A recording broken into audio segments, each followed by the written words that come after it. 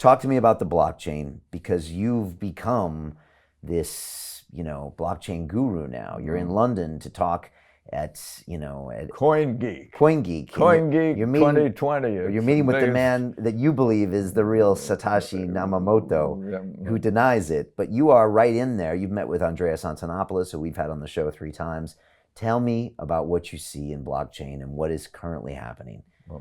Well, I think the blockchain is what is sometimes called a unity. It's a single technology that addresses a set of serious global crises. And the 2 most serious ones, I think, is the collapse of internet security. And when you can tell a paradigm has failed, when the more money you spend on it, the worse the results. And today, the internet security paradigm in 2019 generated some 8 billion breaches of personal data, 8 billion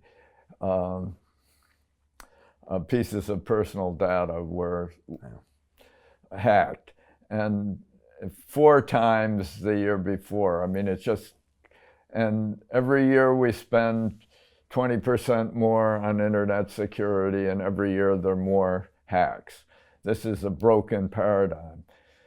The other great hacking scandal in the world is the scandal of money. The biggest industry in the world is not food or transportation or housing or or medicine or whatever. The biggest industry in the world is currency trading. Every 3 years, the Bureau for International Settlements does a triennial review, its triennial survey. And in 2016, which was the last one until last month, a couple months ago, they estimated that currency trading was $5.1 trillion a day. That is 25 times all global GDP, roughly. It's roughly 75 times all global trade in goods and services. And the result of all this currency trading is, it seems to be more trade wars, more currency conflicts, more economic conflict and failure. And that's, and I've just discovered that the new triennial review of the Bureau of International Settlements shows that over the last 3 years, while the world economy didn't really thrive, there was some kind of recession. Trade stopped growing. During this period, currency trading increased 30% to $6.7 trillion every 24 hours.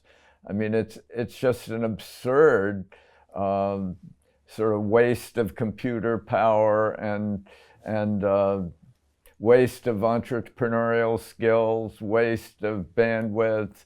And the reason I'm so excited about the blockchain is that it addresses both these problems at once. It's a unity. It addresses the problem of internet security. It's a new security layer for the internet where personal identities can be immutably anchored in this blockchain software structure.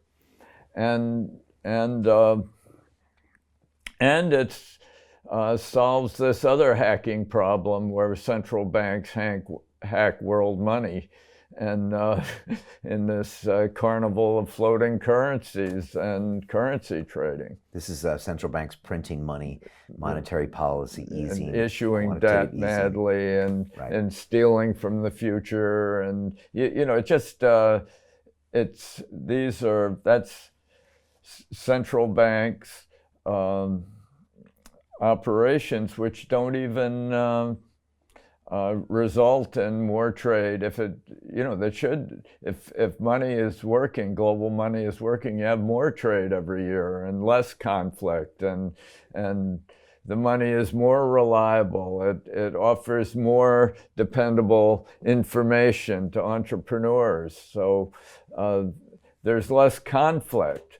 But because of this scandal of internet security, we can't even trust Huawei routers.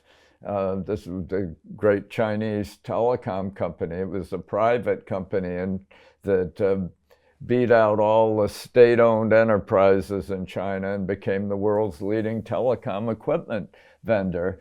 And now we're terrified that if Huawei routers, which are full of American and Israeli and Western chips and based on Western standards and incorporate Western software, that somehow these Huawei routers are going to be a Trojan horse that brings down the West. It's just, it's a fantasy. It's not going to happen. It's not going to happen, but it's the result of this collapse of internet security, because with billions of hacks, you can't trust anything.